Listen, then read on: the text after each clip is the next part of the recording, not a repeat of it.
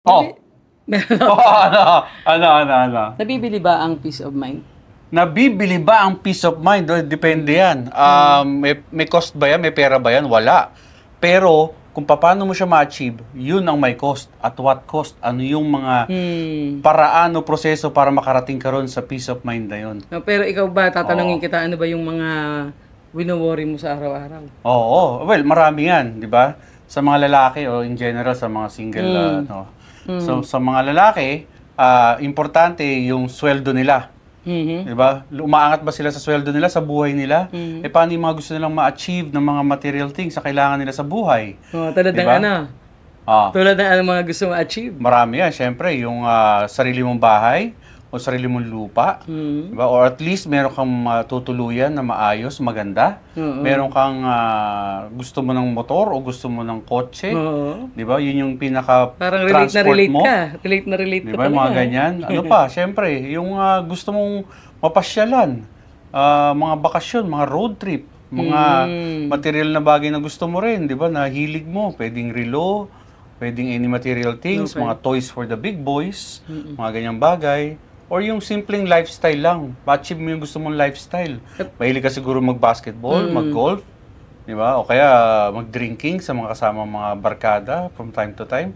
And syempre, sa pamilyadong tao, di ba? Alagaan at protektahan ang kanyang mga anak, pamilya, asawa, di ba? At pagandahin yung iangat yung buhay nila. So yun yung mga iniisip na punong-puno na. O, ikaw ba? Meron pa akong questions bago ako. For example, yun nga, ano ka kunwari, di ba? Nagbi-business ka. Kasama din sa mga iniisip mo, di ba? Siyempre. Paano mo papalago yung business mo, di ba? Tama. Isa pa yan. So, lahat naman siguro ng tao, at some point, gusto nilang magnegosyo. So, isa pa yan sa mga bagay na on a daily basis, nakakausap natin yung mga kaibigan natin, negosyante, entrepreneur, business owners, di ba? So, again, ikaw naman. Ako naman, oo nga. Ikaw naman. Ako, basically, actually, para ito din yung kwentuhan namin ng friend natin naalala mo.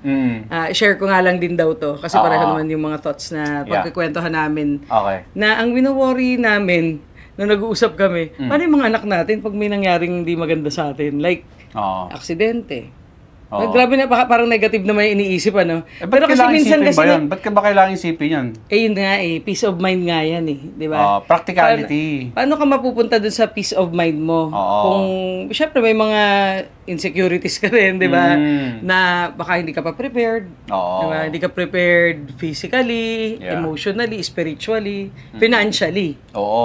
Syempre, di ba, syempre, lalo na tayo, nagtatrabaho tayo. Pag may nangyari sa atin, ano yung mga anak natin? Correct. Ang liliit pa, di ba? Hindi pa naman sila talaga, kumbaga they highly depend on us, di ba? So, importante na meron ng backup, di ba? Part yun ng pagiging, meron kang peace of mind. Yung alam mong kahit anong mangyari sa'yo, may backup ka, may backup plan. Ano ba yung parang, dapat nag-iipon ka, for example, may emergency fund ka. May nakatabi ka, meron kang mga kasulatan na importante na nakaayos na ang mga bagay-bagay. Para may will, yan. Parang isa yun sa will, isa yun, huling bilin. Kahit hindi mo kailangan magbilin, dapat may nakatabi. Kasi merong mga panahon na hindi mo naman alam kung kailan sasabihin ni Lord na halika na. So, importante, pag nangyari yun, ikaw payapa ka na siguro kahit paano kung papunta ka na sa taas. Importante na iwan mo, meron kang nakalagay na sulat kung ano talaga yung gusto mo para sa kanila. Imbis na sila, nag-iisip sila, o minsan, yung pa yung nagiging cause ng problem, agawan sa pamilya o sa magkakapatid. Sa mga naiwan. Yung mga naiwan, di ba? So yung mga ganung bagay. So, ang maganda dyan, ito ay isang continuing process natin, usapan natin to. Isa sa mga topic na pag-usapan natin on a regular basis sa ating channel. Kasi marami nag-request na paano ba i-prepare yung sarili at magkaroon ng peace of mind. Maraming factors at aspeto yan Marami yun So, importante yan. So, hihimayin natin, isa-isahin natin, ano ba yung mga feedback tsaka comment ng ating mga viewers and kaibigan.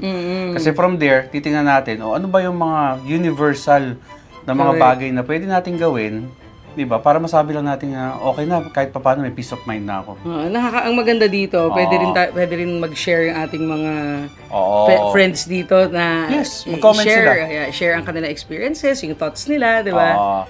para masaya, di ba? Yes. Okay. So, we're inviting you guys na mag-comment down below sa episode na to kasi marami pa tayong episode na ito gagawin.